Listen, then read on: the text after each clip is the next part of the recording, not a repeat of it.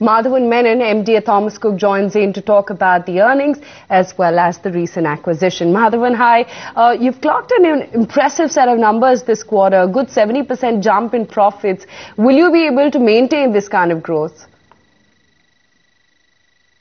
I believe that, we've started, you need to look at things that a lot of our businesses are seasonal in nature. So I'm not particularly surprised by the growth that we registered in the last quarter of the financial year, primarily because of the timing of Diwali, which allowed the leisure business to clock a lot of holidays that were booked and completed within the quarter. Secondly, the business travel group saw a rise in fares, and we saw fares increase through the year, but I think we definitely saw a sharp increase both in utilization as well as the airfares in the last quarter, which actually helped the corporate travel business register growth. My expectation is that given that the demand for holidays, outbound holidays continues, that we will be able to register growth in some of these businesses at the level that we saw in the last quarter of 2012. So, for example, if I look at the leisure holidays outbound, we're actually seeing a 32% growth in bookings over the previous year.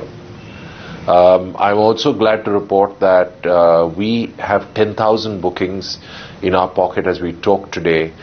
This is something that we achieved by March a little after March last year. So, I'm fairly confident that the demand for holidays will continue and we will have this growth through several quarters in the holiday business. Right. So what kind of margins can we expect, especially in light of the strong summer booking season?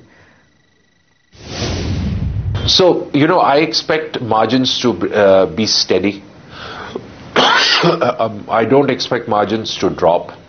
And, one of the focus areas in the current year are managing our margins and bring more consistency and stability into the margins. A second important area that we're focusing on is managing our costs.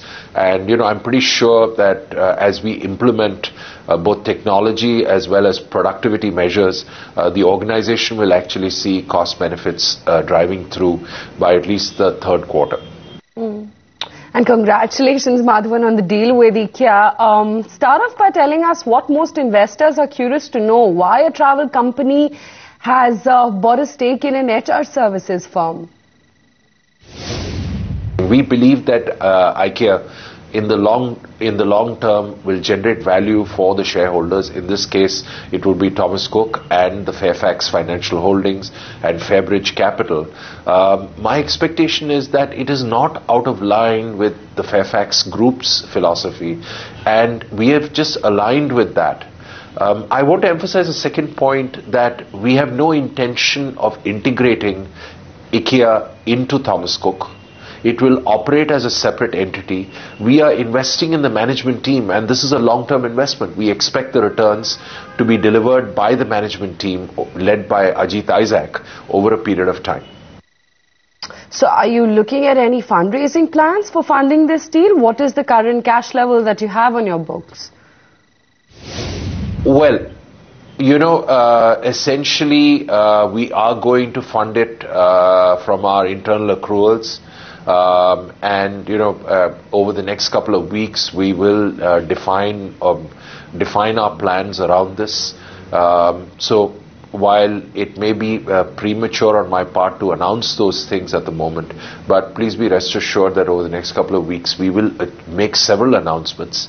One of the primary announcements being the fact that Fairbridge Capital Mauritius will, in accordance with SEBI regulations, will bring down its shareholding from 86% to 75%. So Madhavan, when can we see the benefits of this deal reflecting on your balance sheet? What kind of a top-line growth does IKEA have, and can you give us details on the financials of the same? My expectation is that given the demand for outsourcing, the demand for staffing requirements that are outsourced, that IKEA will continue to grow at fairly aggressive rates. And this is not just IKEA, but I can tell you, if you look at the other names in the industry in India, they're all growing fairly aggressively. A second point here is the fact that, India is waking up to the benefits of outsourced staffing, be it through body shopping or be it just services being plowed out or farmed out to companies that specialize in this. I think the opportunities in that industry are huge, and I have no doubt that Ajit will lead IKEA in that growth area trajectory. Sorry. The foreign exchange business, Madhavan, accounts for about 60% of your total revenues. Will this increase in the coming quarters, though? Look, for me, you'll appreciate the foreign exchange business is very large already, accounts for about 55% of our revenues. The reality is that, being the dominant player in the industry, is very difficult for us to increase our market share.